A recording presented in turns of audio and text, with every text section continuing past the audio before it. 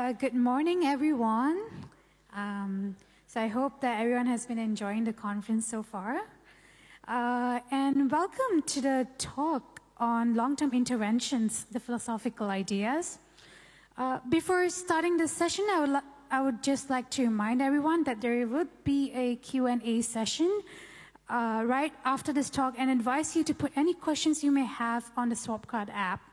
So without further ado, I would like to introduce Hayden Wilkinson, who is a research fellow in philosophy at the Global Priorities Institute and a junior research fellow at Wolfson College. Hayden holds a PhD from the Australian National University and has been a visiting fellow at Princeton University and Oxford. His research focuses on evaluating opportunities to do an enormous amount of good with very low probability. So please join me in welcoming Hayden.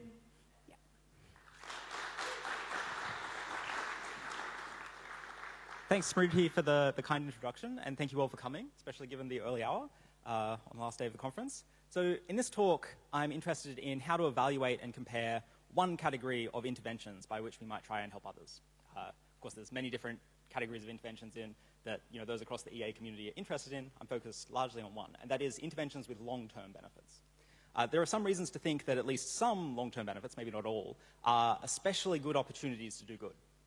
And there are also some reasons why you might think that they're not. In particular, in this talk, I'm going to focus on some of the key philosophical issues that come up when comparing long-term interventions to short-term ones, or when also comparing long-term interventions to one another. So these are philosophical issues which, depending on what view you take on them, might make long-term interventions look really good, or might make them look not so good. Also, just to note, for the most part, won't be giving arguments for one philosophical view or another. I'll be largely just like mapping out the territory, telling you which ways you might go and how that might affect your cause prioritization decisions. But in the Q&A, I'm very happy. So we should have quite a bit of time for Q&A. I'm very happy there to get into some of the arguments for and against, and what I actually think about some of this stuff, which I'll try to conceal from you until then. Okay, so to start with, consider a type of typical decision, at least one that's greatly simplified from real life, that you might face as someone trying to do good in the world. You might be choosing which charity to donate to, or which career to pursue, or what have you, and you must choose between a short-term intervention and a long-term intervention. Okay, so the short-term intervention might be one, for instance, that provides seasonal malaria chemoprevention, which is a bit of a mouthful, to children in malaria-stricken areas. Basically, medication to stop kids from catching malaria. And in a somewhat unrealistic simplification, we can think of this intervention as being absolutely certain to prevent the death of some 5-year-old child. In practice, you're never going to be absolutely certain, but to clearly distinguish these two options, let's just simplify and say, yeah, it's certain. It's certainly more certain than the long-term intervention. Alternatively, you could choose an intervention aimed at longer-term impacts and also riskier impacts. So, for instance, doing political advocacy for policies that prevent future global pandemics. We can think of such interventions as having a few effects. They have a small probability of preventing or greatly mitigating a future pandemic as bad as COVID, or perhaps something even worse. And they have then even smaller probability of preventing or mitigating the effects of a pandemic that would be far, far worse, that would otherwise have led to, say, human extinction, or at least made the world permanently worse for those of us who survive it. Okay, so here we have what I think of as kind of the archetypal EA decision, kind of picking between long-term and short-term. We have one intervention with only short-term effects, at least as far as we can predict, and which is guaranteed to have a positive impact. And we have a second intervention which is much riskier, since it's only got a small probability of actually succeeding. And if it does succeed, those benefits, they mostly go to future generations rather than present generations. So these two options you have here, they don't perfectly describe the options that we face in real life, but give or take a few added complexities, a lot of short-term and a lot of long-term interventions will differ in roughly these ways. Okay, so as an altruist trying to do the most good you can with your donations and your career and whatever else you have available to you, you need to ask yourself, which of these two options is better? And one very general answer is that the long-term option is. That is, that it's better to pursue that small probability of those grand future impacts and to have a high probability of having no impact whatsoever. So this is the sort of answer that some people in the effective altruism community advocate, Not everyone advocates it, obviously. One of several common views as to the correct strategy to do the most good. But it's a view that some people take seriously. Okay. Indeed, some people endorse a claim known as long-termism, which I feel the need to mention because the term so often gets used in the EA community. And what is this? Well, it's the idea that positively influencing the long-term future is one of the key moral priorities of our time. And it's a key moral priority in the sense that in at least some sorts of moral decisions, we should focus on positively influencing the long-term future. So perhaps specifically in decisions of which charity to donate to, or which career to take, or how to spend your Saturday mornings, volunteering one place or another, perhaps even who to vote for. At least in some sorts of decisions, we should choose the option with the best long-term impacts. And if you spend a lot of time on Twitter or reading news articles, this idea often gets confused when, especially non-philosophers, write about long-termism. People often mix it up with more radical views that I think folks who call themselves long-termists and defend long-termism almost never actually endorse. So, for instance, a few things that long-termism is not, and I think almost no one in the EA community believes, but which nonetheless are common straw men or common characterizations of long-termism. One such thing, which long-termism is not, is the view that positively influencing the long-term future is the only moral priority of our time. It's the only thing that matters. That the suffering of present-day people doesn't matter, or that the suffering of present-day people matters far, far less than that of future generations. That's not, you might believe that, but that's a bit further than long-termism. Okay, it's also not the view that in all moral decisions, we should do whatever positively influences the long-term future the most. That we should, for instance, be willing to harm the few to save the many, or harm present people in order to benefit the future. So just like environmentalism says that the environment is really important, and feminism says gender equality is really important, but neither of them say that you should go out and harm people in order to save the environment, or that you should commit injustices to achieve gender equality. Maybe some people believe this, but that's not a doctrinal part of the view. Likewise, long-termism doesn't say this. So both of these things, which long-termism is not, these are quite extreme views and not ones that I've seen defended at conferences like this. They're certainly not views that are endorsed by people who argue for long-termism, people like Will MacAskill, if anyone's read his book. But I find them worth mentioning here, just to make clear that the basic idea of long-termism doesn't say this, since, on places like Twitter, people often claim that it does. Okay, so that's not what I have in mind. It's also not what most effective altruists have in mind. Okay, so with that on board, why might you accept long-termism? Or more generally, why might you think that a long-term intervention is better than a short-term one? So here's a quick argument why. And this is an argument you might often hear. For instance, it's the argument that Will MacAskill gives in his book, What We Owe the Future. But it's an argument that I think is a bit too simplistic. And it goes like this. So, yes, this is the argument. First, whatever we do, the future likely contains vastly more people than the present. As species go, it's often claimed, humanity really hasn't been around for so long, a few 100,000 years. Most mammals, those species stick around for at least a few million years before they tend to go extinct. So it's entirely possible, you might think, that humanity will survive thousands, if not millions of years more. At least, if we play our cards right. So if you're looking to help as many people as possible, you're looking for a lot of people to help. Guess what? There are a lot of them in the future, or at least there may be. Okay. So second, a moral claim. Future lives matter just as much, no matter how far away they are in time. Just because all those future people live far away from us in time doesn't mean they don't matter. Or so the claim goes. For instance, if there were a child drowning in the year 2100, and I could press a button right now, if they included that button on the remote, but unfortunately they didn't, I could press that button now to save them with absolute certainty. There wasn't any of the usual uncertainty that you have about long-term effects. And I also knew that the child wouldn't be saved otherwise. Then that sure seems like something worth doing. It seems worth taking a moment to press the button. Arguably, it's just as worthwhile as if there happened to be a pool of water off the side of the stage and we spotted a child drowning in that water. Thankfully, the venue staff have made sure that's not the case. So after all, these things seem just about equally worthwhile.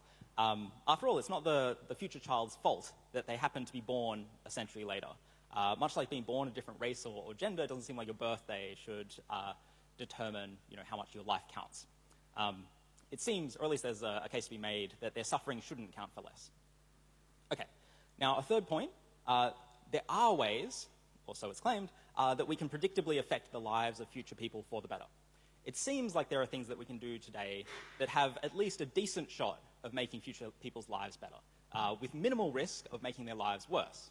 So, for instance, some examples that people often wheel out: combating climate change, that seems good. Investing resources now to prevent future pandemics also seems pretty good, unlikely to be bad. Or preventing catastrophes like nuclear war. There's also very few people that say nuclear war would be good and that preventing it would be bad. Improving government institutions, by and large, that seems like it would be a very good thing. Making the development of new technologies like AI be done more responsibly, seems good. And figuring out, so just disclaimer, figuring out exactly how effective these interventions are, that's not my area. I'm a philosopher. The practical stuff I don't even touch. It's beyond my purview. But I'm told by other people who do know more about this stuff that all of these sorts of interventions, they look pretty promising by and large, pretty predictably positive. Maybe there's some risk that they turn out badly, but there's a very high probability, or there's a much higher probability that they turn out well. So we have ways of at least somewhat predictably benefiting future people, or so it's claimed. And so the argument goes, if we accept these three claims, then long-term interventions, at least some of them, will look pretty good. If there are likely lots of people in the future and helping them matters, and we can help them, then helping them sounds like a really good thing to do. But I think this argument leaves quite a lot to be desired. Probably, a few objections have already occurred to you, especially if you've heard this argument before. Or at least the argument requires a whole bunch of further assumptions. Sure, this argument would be fine if the sorts of decisions we were actually facing between short-term and long-term interventions were of the form, save 100 people now, save a few people now, or save vastly more people later. But you're doing so with certainty, and those people will exist anyway. Like you're saving them from drowning in a pond. It's the same sort of saving. In that sort of case, then it would be fine. This argument would work. But as we saw in that example before, the kind of archetypal case of short-term versus long-term, there are some key differences between short-term and long-term interventions. So here are a few such differences, which I think are quite important. First, and I'm going to kind of skip the explanation for this first one, but we'll come back to it later. One possibly philosophically important difference between short-term and long-term interventions is that short-term interventions, we're benefiting people who already exist, people who are guaranteed to exist, because they're in front of us. So we're making existing people better off. Whereas long-term interventions, or so I'll explain in a little bit, they actually have this strange property of it's not really making the same people better off, it's rather causing different people to exist who might be better off. That's not going to make sense yet, maybe, but we'll get to it. Okay. Another possibly quite familiar difference between these two things is that short-term interventions, by and large, at least as far as we can predict, tend not to predictably change the number of people to ever exist. So if there's a child who's already been born and they're drowning in a pond and you save them, well, either way, there's going to be some number of people who ever exist. Maybe the child grows up and has kids, but that's not really very predictable to you. Overall, I think it's kind of a wash, and either way, from your perspective, same number of people either way. So you're not causing more people to exist. But many long-term interventions, they either that's the goal, they make more people exist, or that's a possible side effect, because you're having very long-term effects that might predictably, result in higher populations or whatnot. In case that, sounds a bit obscure, think of an intervention that just prevents human extinction. So humanity is going to go extinct in a nuclear war, and you can either stop it or not stop it. So apart from, the benefits to everyone currently alive who you would like to not, die in a firestorm, apart from the benefits to them of preventing the nuclear war, what are the benefits to all the people that come later? Well, those people, if there's a nuclear war, they wouldn't exist. So by preventing the nuclear war, you're making those people exist. Or at least, the result is that they exist. You're making more people exist. So some long-term interventions, such as preventing nuclear wars, will also have this effect. And that's quite different from short-term interventions. Okay. A third difference, and I think this one is related, so not only do we make more people exist sometimes by long-term interventions, we may also make more badly off people exist.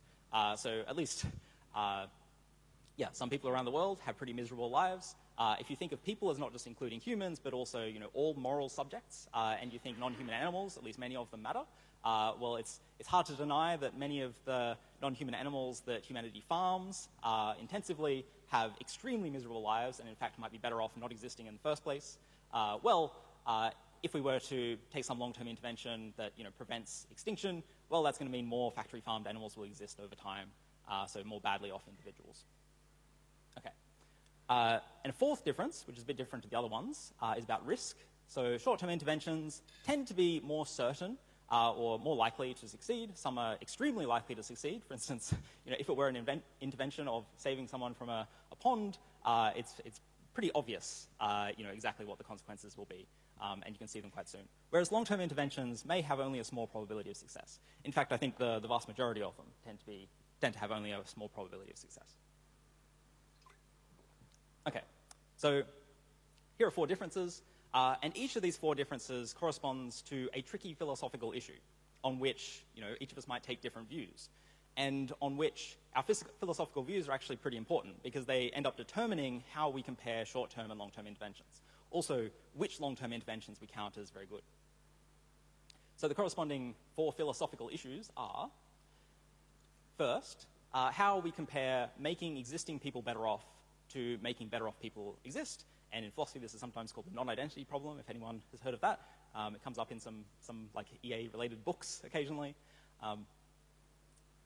So that was the first difference. The second one, how we should value the creation of additional good lives. If we're looking to have the greatest positive impact, does it count as a positive impact to make more people, or does it not?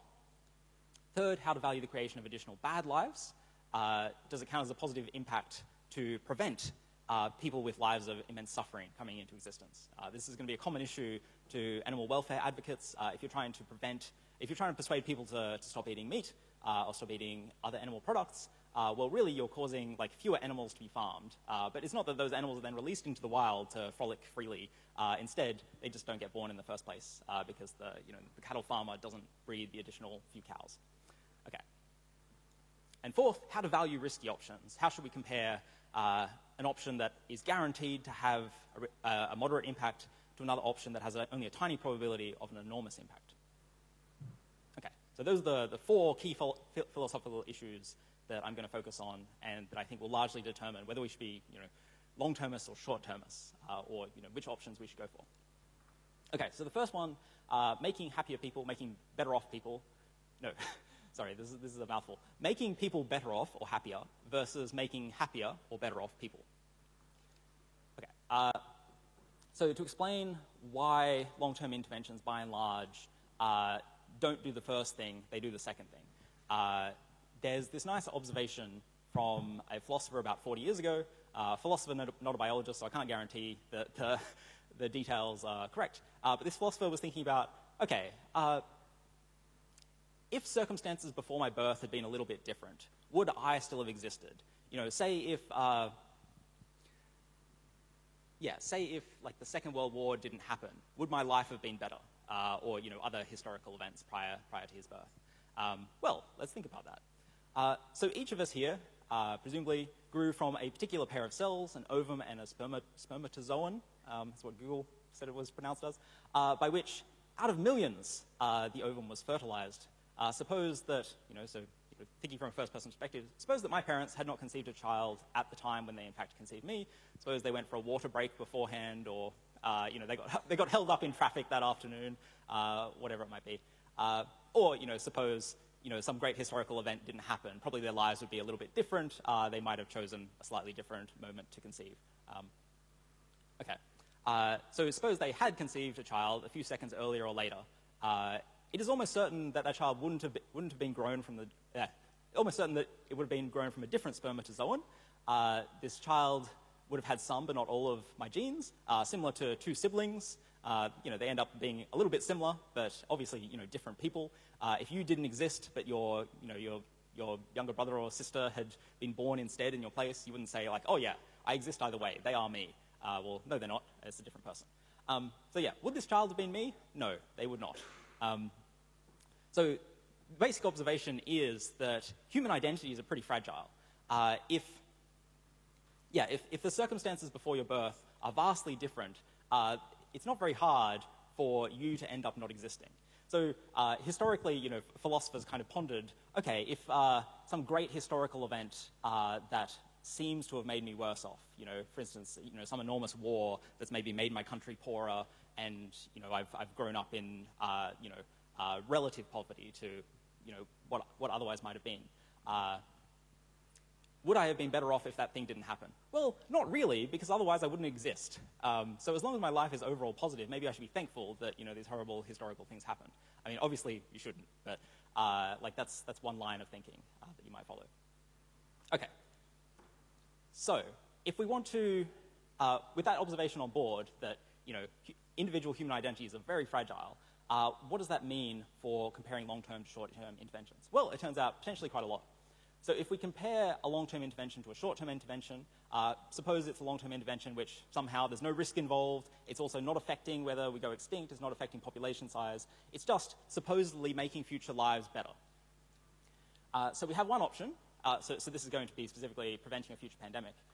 So one option is do nothing, and then some bunch of future people will die painfully in that pandemic that we didn't prevent. And the people that exist at the time of the pandemic, let's call them Alex, Arnold, and Alice. And here's Alice up there looking a bit shocked at this pandemic that's confronting her. Alternatively, you could prevent the pandemic. And we're ruling out a whole bunch of features, but let's just suppose this will make whoever exists in the future better off than in the do-nothing option. Well then, the people who live, they live happy lives and do not die in a pandemic. And that seems pretty good. But then the people who exist, it's actually Blake, Barbara, and Bob, and here's Bob. Those people exist instead. Okay. So keep that in mind when we're moving on. So in practice, the observation goes, any intervention that makes many people better off in future centuries, such as preventing future pandemics, those sort of like grand effects that we might want to aim at, those don't just make future lives better, they also change the identities of those people who will exist.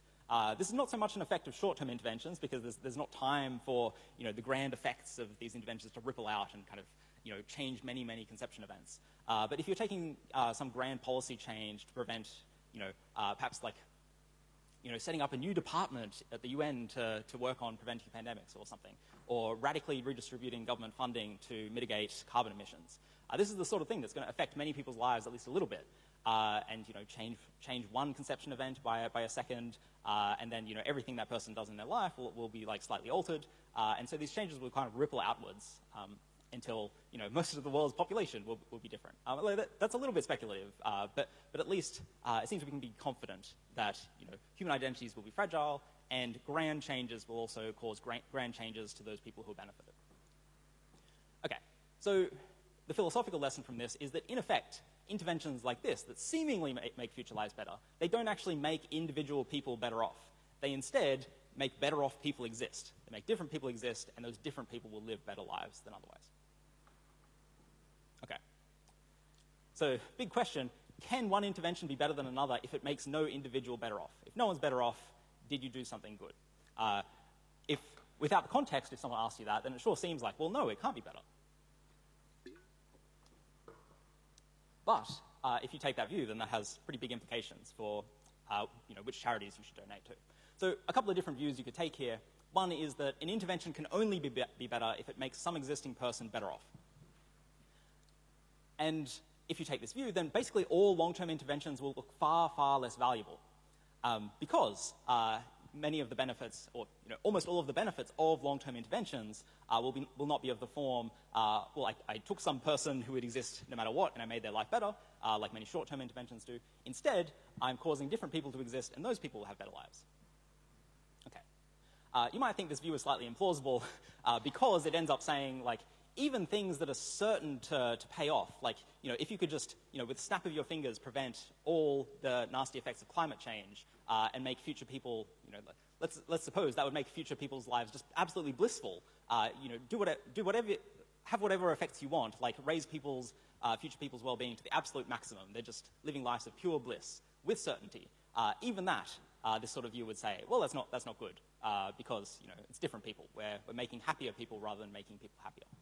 So this view you might think is kind of implausible, but it's one view you could take. Alternatively, you could take the view that, well, it's just as good to make better off people exist as to make existing people better off.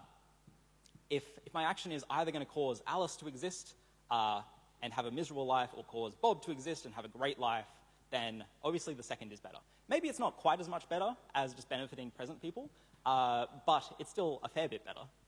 If you had to pick between the two, maybe it's, there's a good tiebreaker there. So that's another view you could take. And on this view, then long-term interventions still look really valuable, assuming that all the other features of the cases or the other philosophical issues don't get in the way. Okay, so that's the first kind of choice point. Two views you could take and how they might affect your prioritization decisions between preventing the worst future pandemics versus saving a child from malaria. Okay, second key philosophical issue, how valuable it is to make additional people. So consider one category of long-term intervention that at least some people think is really important, interventions that specifically target extinction or try to prevent human extinction, or perhaps extinction of all life on Earth. So consider the effect of such an intervention if we iron out a bunch of the features. Forget about different identities, forget about risk. We're just looking at the effects of preventing extinction with certainty. And suppose extinction would occur at time t. And also that it wouldn't harm anyone except the final generation. Oh no, it wouldn't harm the final generation. There's no existing people harmed. It's just kind of like a painless extinction. Everyone goes to sleep or whatever, or just everyone goes infertile and also doesn't mind that fact somehow. So this is very much simplified. Okay, so option one, do nothing again. Everyone before time t gets to live their lives. All these grey people here, all these white people, and no one else after that time exists. So just the existing people.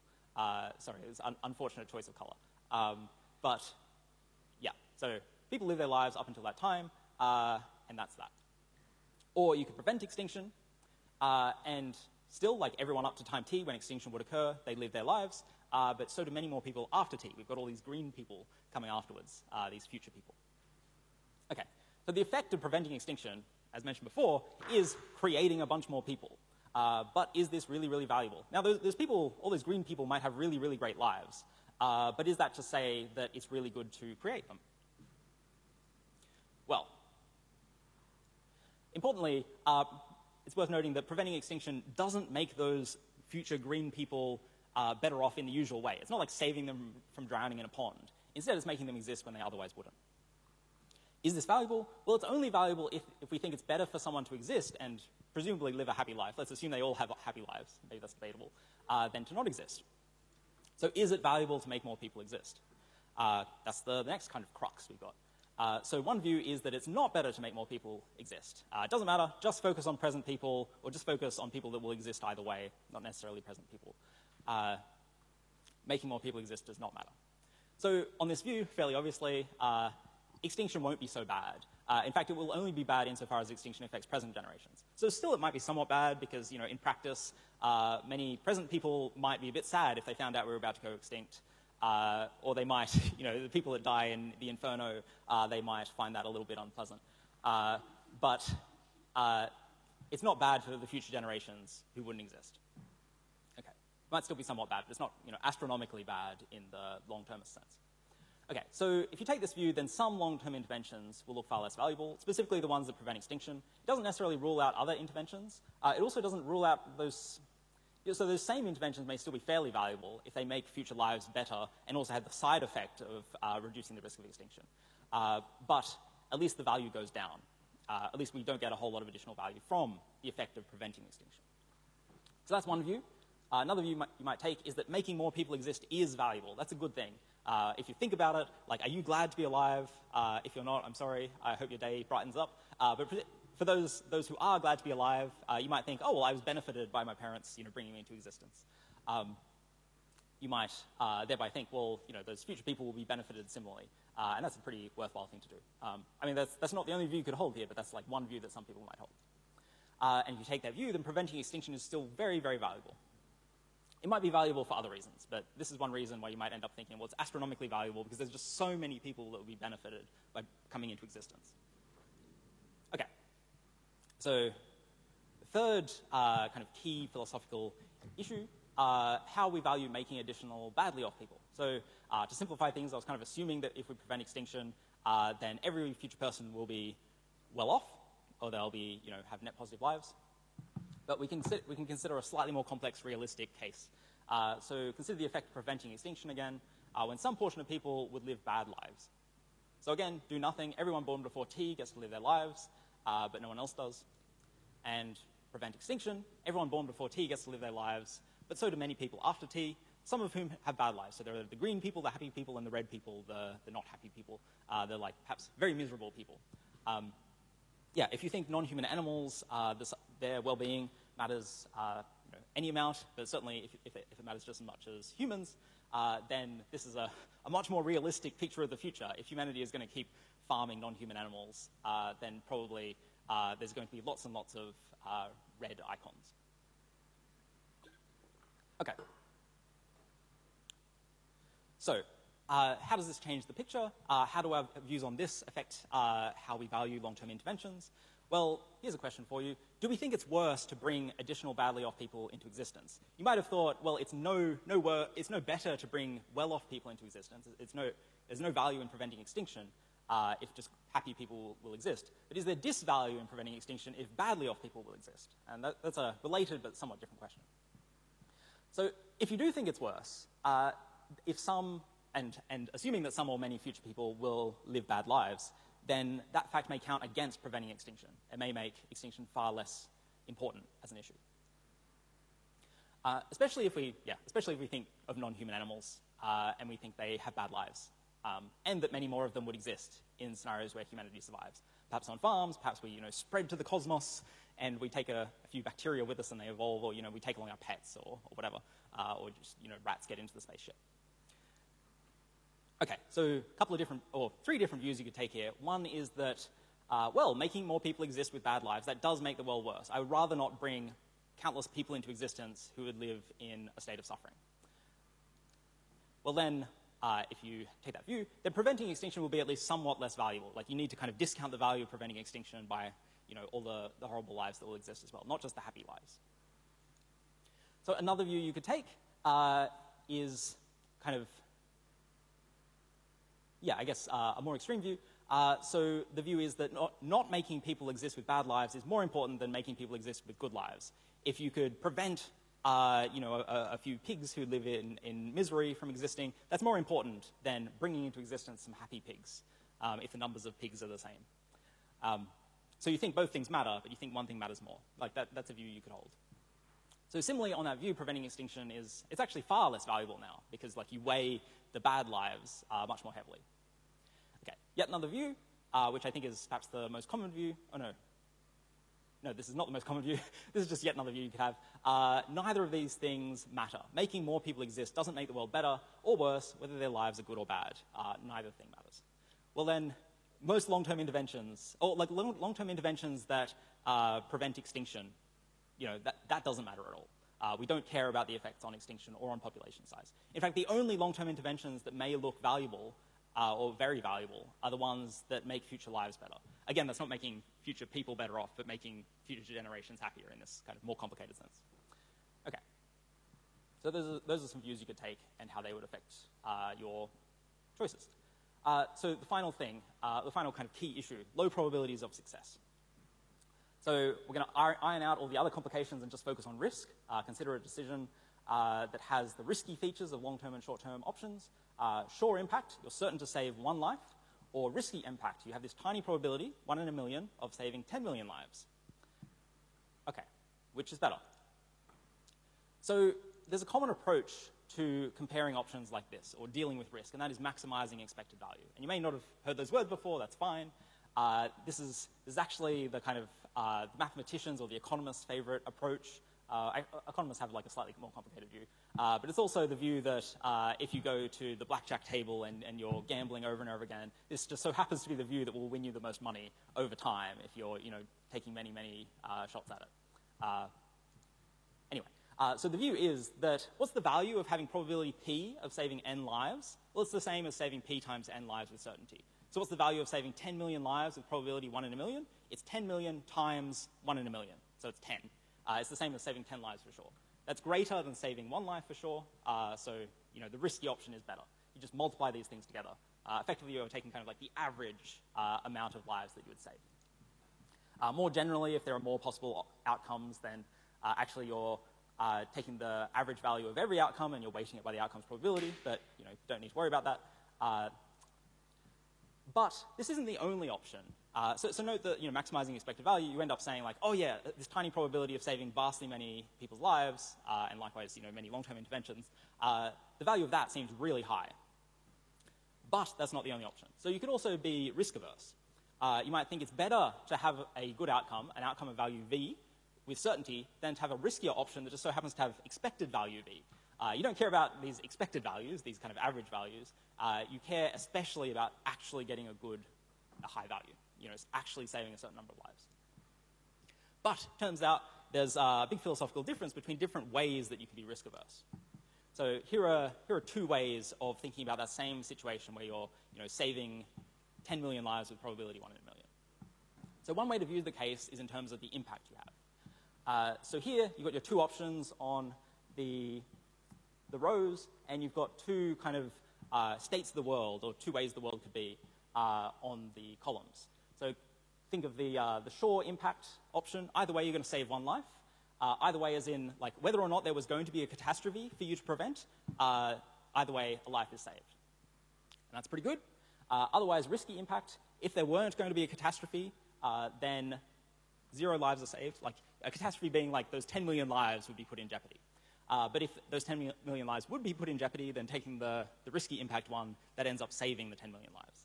So the second one looks riskier because it's not guaranteed, or it's less of a guarantee that you get a pretty high value, or you get at least some value. The first one sure does seem good. But there's a second way to view this sort of case. And that's not in terms of the impact you have, it's in terms of the world overall. And this is there's a very subtle difference that is very easily missed. So think now, so now instead of the impact you have, we're thinking about how good the world overall is, and if we take the Shaw impact, then I should explain the N here is kind of the how good the world is, irrespective of the people that you might be helping, or the people might die in this catastrophe. So maybe there's N happy lives, or it doesn't have to be a specific number. The world has these features, and you're not affecting those features. We'll just kind of represent that by N. And if you take the Shaw impact one, and there's no catastrophe, so most likely, then those N happy people out in the world, they'll exist. 10 million people will live their lives and not die horribly. And you'll also save this one extra person. So we can say, this many happy lives. Or if you think it's not a simple matter of summing it up, nonetheless, it's something quite good, that outcome. Alternatively, if a catastrophe was going to happen, then those 10 million people, they die horribly. So you now have quite a worse outcome. We might value it N plus 1, because you've just taken out the 10 million. You might value it a little bit differently, but surely it's a bit worse. Or quite a lot worse. And then risky impact, either way, you're not going out and saving the one person, you're just guaranteeing that the 10 million won't die. So either way, you get N plus 10 million. Or you get this very good, but not quite the best outcome. Okay.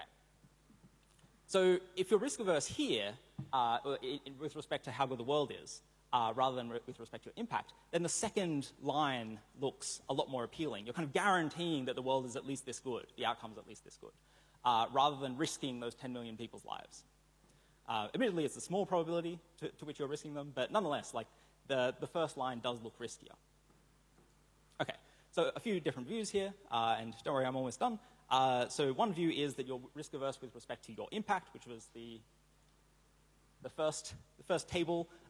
If you think that Shaw impact is better because I'd rather guarantee 1 life saved, that's one view.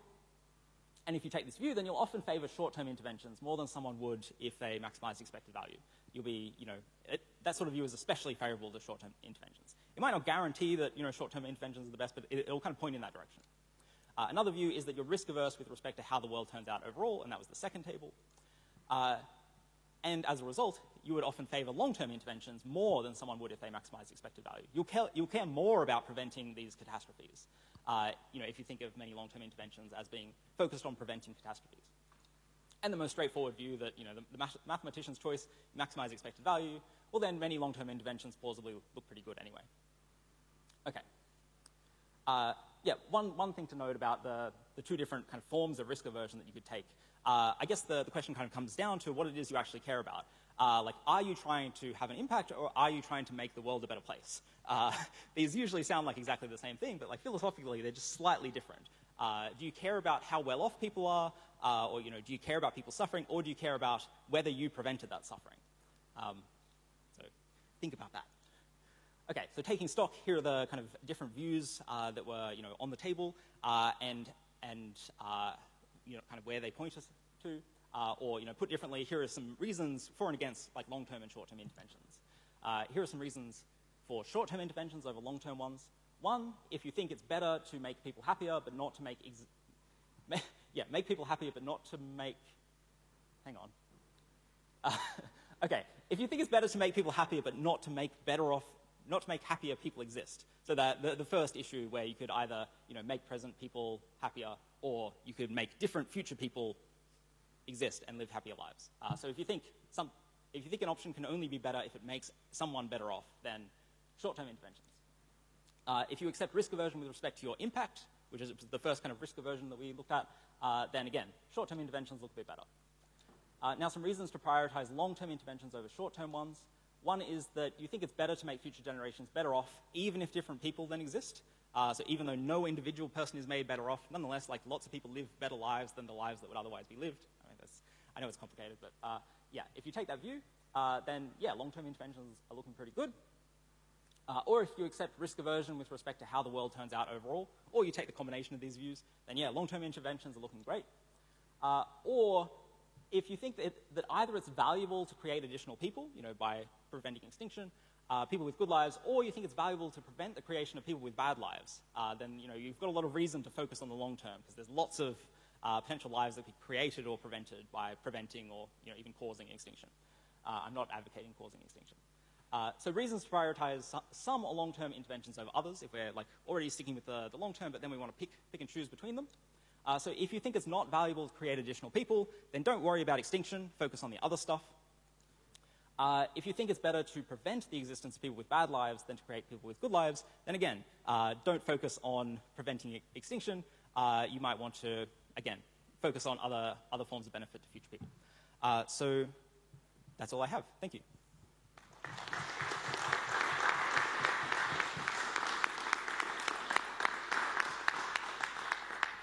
Also, if anyone actually wants to talk about the arguments for or against any of these positions, there's a suggestion if you can't think of any questions. All right, so now we're concluding the session. Does anyone have any questions? Okay. You may also put your questions on the Swapcard app. Hi there. Good talk. Thanks for that. Thanks. One thing I didn't hear you mention at all is something that makes me disagree with most long-termist arguments is the discounting of the value of future lives. So it's basically the idea that the discounting coming from the finance background, where basically lives now matter more because they can have more potential impact, and that's what you maximize for. So similar to how money now is more valuable because you can put it in the stock market, and money later is worth less. The same idea, even though humans are not money, can be applied to this philosophical argument, and therefore most long-termist interventions are not very good because future people just have a lot less time. Yeah, so there's two different versions of discounting, only one of which you have in mind, I realize. But so one is that you discount benefits to the future because future benefits matter less, or future lives matter less. And that's kind of a morally kind of hard to justify view, because if you think okay, if I was born and I lived my life, would there be, and I can't tell the difference either way, would it be morally, would it make any moral difference if I happened to be born in the year 2000 versus the year 2100, and say either way my life was exactly the same? is it just better to be born sooner? Like, is there any moral difference? You might think no. Well, then you can't kind of discount the value of lives because you're treating them equally, and likewise for everyone else's life. So, like, yeah, discounting the value of lives has weird effects. But yeah, I take it that the thought is that if you were instead to kind of invest in everyone's kind of capabilities now, or invest in institutions or things like that right now, take these like seemingly short-term interventions, then these would pay off more in the long term. It's like investing money to donate later. You can donate more money later because you get a return. So yeah, and I think that's right. Many long-term interventions are actually of that form.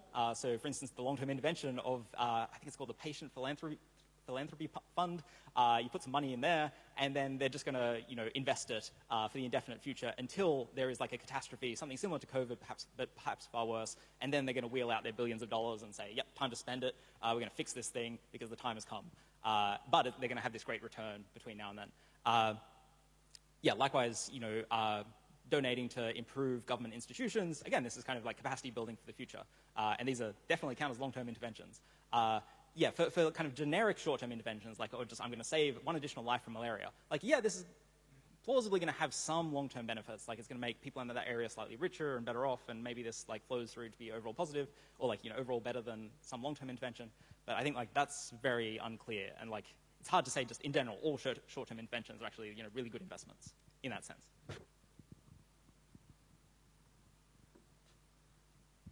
Thank you. Thank you very much for this talk and for mapping out all these philosophical issues. My question is about the risk aspect of this. And so maybe a bit of one issue I have sometimes with this long-term intervention, especially if it's a very long-term intervention, is it is extremely hard to put a P on it. And so what sometimes happens is, because the number of future people is so large, it becomes quite easy, because you could just say, like, even if it's 1 in a million, it would still save 10 people if it's 10 million people. Which I think the issue I have with that is that it assumes that there's a 1 in a million chance that the positive intervention would work positively, and it's assuming that the 999.99 out of a million is neutral. Whereas in reality, there's also a possibility that you have a little bit of negative effects through your desired positive intervention, or very bad effects. So let's say you want to study pandemics, and then the lab, you have a leak, and then you actually create a pandemic because of trying to prevent a pandemic. So yeah, this is a little bit the issue that I have with it, especially if you talk about very long-term interventions. Because the number is big, it's easy to put a P on it that makes it seem plausible, but even for short-term interventions, there's so much uncertainty, and for long-term interventions, the uncertainty is so much bigger that it becomes a little bit, it becomes a bit too easy to defend long-term if you do it through just the high amounts of people. So I don't know if you have reactions to. Yeah, I think I basically entirely agree. So for long-term interventions, given that there's, I guess, just much harder to get the numbers right, and small differences in the numbers, if we're dealing with kind of enormous stakes and tiny probabilities, tiny shift in probability makes a huge difference to how good the intervention looks. So it's all the more important, if you're, you already buy into thinking these long-term benefits would be good, all the more important to pin the numbers down as best we can. So, getting really good evidence-based predictions of this long-term stuff. And like that is incredibly hard, even compared to, the already hard task of figuring out the short-term benefits of most interventions. And it, it makes it possible that, like, it can become very easy to, like, tell a story by which, oh, this number is going to be very big, and so even if I have this tiny probability of providing that benefit, then we should do it. Yeah, it is also, because of that, very important to, like, avoid motivated reasoning and, like, come in with a cool mind and, like, I'm gonna use the very best numbers I can get, and I'm not going to let myself just, like, pick my favorite intervention and then try and justify it in, like, this very ad hoc way. Yeah, but provided that you do land on the right numbers, then I think, like, and you have the appropriate views, then you end up like going for the long-term option.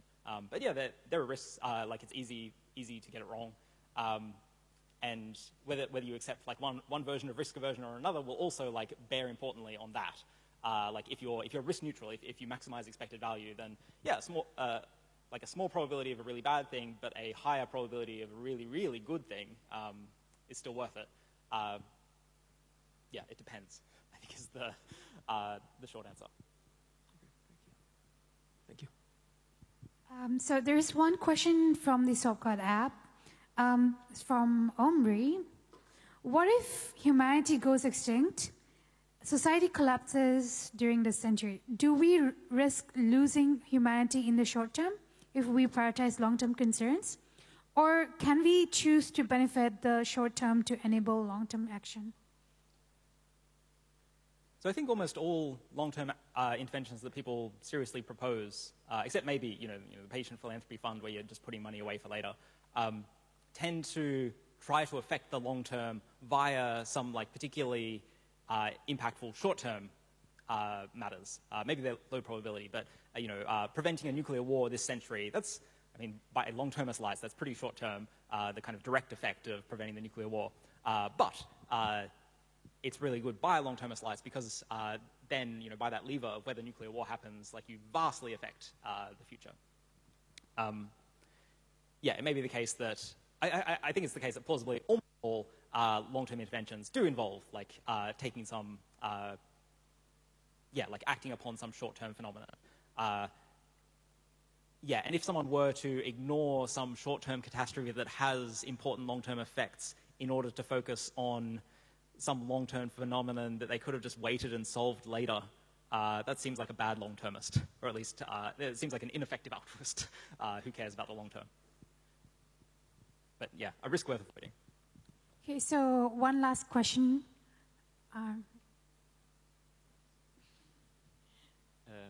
So I don't really understand the risk aversion things that you described, because one way to understand it would be to optimize the worst conceivable world, but that sounds kind of unworkable. It sounds like then usually you would end up not having any impact anyway in that world. So how does the risk aversion work? Risk aversion is roughly trying to capture the idea that we want to actually have an impact, or no, not that we actually want an impact, that we actually want a good outcome. We don't want to risk a particularly bad outcome, or we don't want to, perhaps, depending on the version, we don't want to risk having zero impact. Where was it?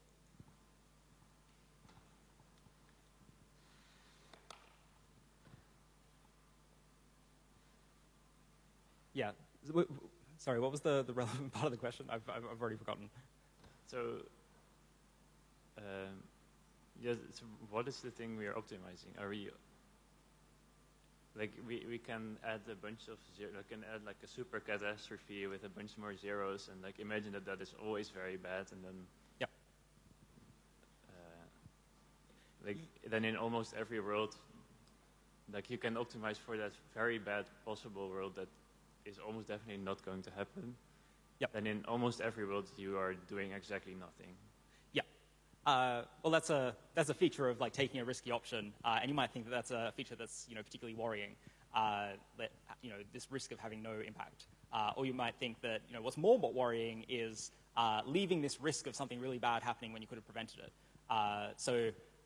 If we step out of the kind of moral case and we're imagining okay, I'm just worrying about myself, and I'm moving into a new house. It's in an area with a very hot climate. There's some risk of my house burning down, or more realistically here, there's some risk of a flood.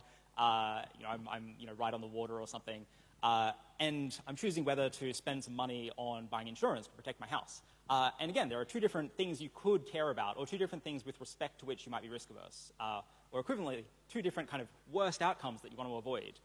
There's the worst outcome of my money going to waste. I bought the insurance, but then I never needed it because there wasn't a flood.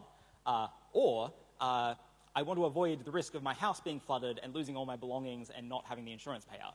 So there are just these different things you can effectively care about, or different things that usually line up perfectly. But in this case, if you're risk averse, they can come apart, and you can be risk averse with respect to these different things. So fill in instead, instead of lives saved, it's whether your house gets flooded. It's roughly the same. Okay, thank you.